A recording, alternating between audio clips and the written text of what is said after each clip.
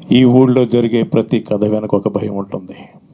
ఆ భయం వెనకాల ఖచ్చితంగా నేను ఉంటాను. నా పేరు గేదెల రాజు. థ్యాంక్ యూ సో మచ్ అండి. ఈవేళ ఈ కార్యక్రమానికి మమ్మల్ని ఆశీర్వదించడానికి వచ్చినటువంటి శ్రీ వివి వినాయక్ గారు, శ్రీ కోన వెంకట గారు, శ్రీ విఎన్ ఆదిత్య గారు, శ్రీ మూర్తి గారు, వీరందరికీ మనస్ఫూర్తిగా నా మీద ఉన్న ప్రేమతో, అభిమానంతో వారు ఈ స్టేజ్ మీద వచ్చి ఈ సినిమా గురించి 4 మంచి మాటలు చెప్పి ఈ సినిమాని ఎంకరేజ్ చేసినందుకు వారికి శిరస్సు వంచి నమస్కరిస్తున్నాను. అలాగే ఇండస్ట్రీలో వచ్చిన దగ్గర నుంచి నాకు మీడియా మిత్రులందరూ భయ్యా భయ్యా అన్న తమ్ముడు ఇదే మాకున్నటువంటి ఒక అద్భుతమైన రిలేషన్షిప్. ఈవేళ అందరూ వచ్చిన మా మీడియా మిత్రులందరికీ కూడా నేను శిరస్సు వంచి నమస్కరిస్తున్నాను. జనరల్గా ఒక 1,00,000 మంది అనుకుందామండి. మనం 1,00,000 మంది తల్లిదండ్రులు కళ్ళగంటారు ఏంటంటే వాళ్ళ పిల్లల్ని డాక్టర్ చేయాలని, ఇంజనీర్లు చేయాలని, లేదా కలెక్టర్ చేయాలని చెప్పి. ఈ 1,00,000 మందిలో -1% ఎవరో అనుకుంటారు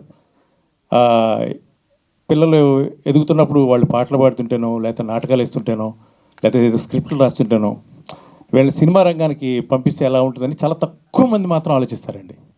అంటే మైనస్లో ఉంటారు వాళ్ళు. ఎందుకంటే ఇక్కడికి వస్తే ఈ జీవితం ఏమవుతుందో ఎవరికి తెలియదు, ఏం జరుగుతుందో కూడా తెలియదు. ప్రతి శుక్రవారం ఇక్కడ ఒక భవిష్యత్తు మారిపోతూ ఉంటుంది. వెళ్ళొచ్చు, మళ్ళీ అదే వెళ్ళింది మళ్ళీ ఇంకో శుక్రవారం పడిపోవచ్చు. ఎప్పటికప్పుడే ఇక్కడ అన్నీ కూడా అంటారు ఏ రోజుకి ఆ రోజు వెంకటలక్ష్మి అన్నట్టు ఉంటుంది ఇక్కడ పరిస్థితి. అండ్ ఇంకోటి ఏంటంటే నాకు చిన్నప్పుడు మా నాన్నగారు గుండెల మీద పడుకోబెట్టుకుని నాకుతో కొన్ని భగవద్గీత శ్లోకాలు బట్టి పట్టించేవారు. ఫస్ట్ నుంచి కూడా ఆయన బట్టి పట్టించిన శ్లోకాల్లో ఒక శ్లోకం నాకు చాలా ఇష్టం. హతోవా ప్రాప్తసే స్వర్గం జిత్వా వా భోక్షసే మహిం తస్మాదుత్తిష్ట కౌంతేయ యుద్ధాయ కృతనిశ్చయ. అంటే మనం ఒక కురుక్షేత్రం అనే జీవితం అనే ఒక కురుక్షేత్రం పుడుతున్నాం మనందరం కూడా. ఇక్కడ ప్రతిరోజు మనం యుద్ధం చేయాల్సిందే. గెలిచామనుకోండి రాజభోగం, ఓడిపోతే వేరే స్వర్గం. ఇంతే, ఇవి రెండు ఉంటాయి మన లైఫ్లో కూడా. అలాగని మనం యుద్ధం చేయకుండా ఉంటే ఏమి ఉండదు. ప్రతిరోజు యుద్ధం చేస్తూనే ఉండాలి ఇక్కడ. అలాంటి జీవితంలో సినిమా ఇండస్ట్రీ అనేది నా దృష్టిలో ఒక పద్మవ్యూహం లాంటిది. దీనిలోనికి రావడమే కానీ పోవడం తెలియదు. ఒకళ్ళు పోయారు, బయటికి వెళ్ళి వాళ్ళు బాగుపడ్డారంటే వాళ్ళు మహానుభావులు అంతే. ఇక్కడే చావో రేవో తేల్చుకుందానే అందరూ ఒక కృతనిశ్చయంతో ప్రతిరోజు ఇక్కడ యుద్ధం చేస్తూనే ఉంటారు. మరి ఈ పద్మవ్యూహంలోకి చొరబడినటువంటి అభిమన్యు లాంటి మా దర్శకుడు చైతన్య మోటూరి జయించాలని, ఈ సినిమాతో ఒక మంచి విజయాన్ని సాధించాలని వాళ్ళ తల్లిదండ్రులు అతని మీద పెట్టుకున్న ఎన్నో ఆశలు, వాళ్ళు చాలా కష్టాలు పడ్డారండి ఒక పుస్తకం రాయొచ్చు ఈ సినిమా చేయడానికి. సో ఆ కష్టానికి తగిన ప్రతిఫలం ఈ శుక్రవారం అతనికి ఇవ్వాలని నేను భగవంతుని కోరుకుంటున్నాను. ఎందుకంటే ఈ సినిమా గురించి చెప్పాల్సింది ఒకటే, ఈ సినిమాలో స్టార్స్ ఎవరు లేరు. ఇప్పుడు ఇంచుమించు అందరం కొత్త వాళ్ళమే. అంటే నేను ఒక సంగీత దర్శకుడిగా, గాయకుడిగా, లేకపోతే యాంకర్గా ఎన్ని రోజుల నుంచో నేను ఇండస్ట్రీలో ఉన్నా సరే, నటుడిగా నా జీవితం మొదలైంది ఒక 4-5 సంవత్సరాల నుంచే. సో నేను కూడా జూనియర్ కింద లెక్క ఇక్కడ. ఇంతమందిని మించి సినిమాలో ఏముంది చూడడానికి అనే డౌట్ వస్తే మాత్రం ఖచ్చితంగా ఒక కథ ఉంది. ఆ కథ ఎలాంటిదంటే మిమ్మల్ని ఒక 2 గంటల పాటు తెలియని లోకాలు తీసుకెళ్ళిపోయి శాటిలైట్ చుట్టూ తిప్పేసి భూమి మీద పడేసే కథ కాదు.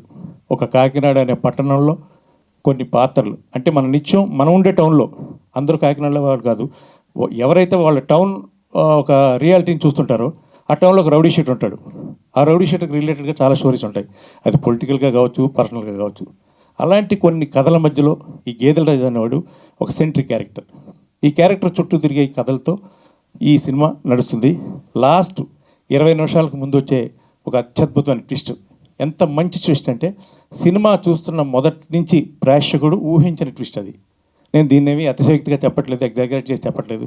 ఇది ఖచ్చితంగా రేపు పొద్దున్నే సినిమా చూసినప్పుడు ఆ ఒక్క క్షణంలో అమ్మ అనే ఒక రియాక్షన్ ఖచ్చితంగా ఆడియన్స్ నుంచి వస్తుంది. ఆ రియాక్షనే ఈ సినిమాని కాపాడుతుందని గాఢంగా నమ్ముతున్నాం. ఎందుకంటే ఈ సినిమా చూసిన పెద్దలందరూ చెప్పిన మాట కూడా అది. మైత్రి శశి గారు, అలాగే సీనియర్ డిస్ట్రిబ్యూటర్ శాంతయ్య గారు, మధుర శ్రీధర్ రెడ్డి గారు, ఇంకా కొంతమంది చాలామంది చూపించాం సినిమా.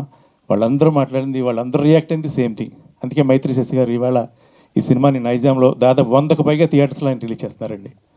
ఈ సినిమా మీద నమ్మకంతో చాలా మంచి మాట చెప్పారు.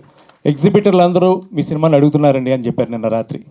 అది చాలా మేము సాధించిన మొట్టమొదటి విజయంగా ఫీల్ అయ్యాం. అలాగే సీడెడ్, నెల్లూరు, కృష్ణ, గుంటూరు శాంతయ్య గారు వాళ్ళ అబ్బాయి సినిమా ద్వారా డిస్ట్రిబ్యూటర్గా దానికి శాంతి గారు ఒక మంచి మాట అన్నారు. నా కొడుకుని నాకు వారసుడిగా దింపుదాం అనుకున్నాను, అతను ఒక మంచి సినిమా ద్వారా దింపాలని అన్న ఆలోచనకి ఈ సినిమా నాకు అనిపించింది. అందుకే ఈ సినిమా ద్వారా అతను డిస్ట్రిబ్యూటర్గా దింపుతున్నారు ఆయన. చాలా థ్యాంక్స్ అండి శాంతయ్య గారు. అలాగే 17వ తారీఖున 8 సినిమాల మధ్యలో విడుదలవ్వాల్సిన ఈ సినిమాని ఒక వారం పోస్ట్ పోన్ చేసుకుంటే మీకు బాగుంటుందని సలహా ఇచ్చిన మధురా శ్రీధర్ గారికి నేను మనస్ఫూర్తిగా ధన్యవాదాలు చేస్తున్నాను. ఎందుకంటే ఒక్క నిర్ణయం ఎంత మార్పు తీసుకొస్తుందో కొన్నిసార్లు మనకి ప్రాక్టికల్గా అర్థమవుతుంది. ఆ మార్పు సినిమాకి వచ్చిందండి. ఎందుకంటే ఎంతమంది పెద్దవాళ్ళు ఈ సినిమా వెనక రావడం, అలాగే ఉత్తరాంధ్ర విక్రమ్ ఫిల్మ్స్ వాళ్ళు రిలీజ్ చేస్తున్నారు, కాకినాడ టాకీస్ వాళ్ళు వెస్ట్ గోదావరి, అలాగే వెంకటేశ్వర ఫిల్మ్స్ వాళ్ళు ఈస్ట్ గోదావరి, సో మొత్తం ఓవర్సీస్ వచ్చి టెక్ ఫ్లిక్స్ వాళ్ళు రిలీజ్ చేస్తున్నారు. సో ఈ సినిమా ఈ 24న ఈ శుక్రవారం రోజు మీ ముందుకు రాబోతుంది. మీరు అందరూ సినిమాని ఆశీర్వదించి సినిమా చూసి థియేటర్కి వచ్చి సినిమా చూసి, మీరు వచ్చేది 10 మంది అయినా సరే మళ్ళీ మీరు ఆ 10 మంది ఇంకో 100 మంది చెప్తారు. చాలా సినిమాలు ప్రూవ్ అయింది నచ్చితే. సో మీకు నచ్చాలని నేను మనస్ఫూర్తిగా మాకు విజయాన్ని అందించాలని భగవంతుని కోరుకుంటున్నాను. Thank you so much. Thank you అండి.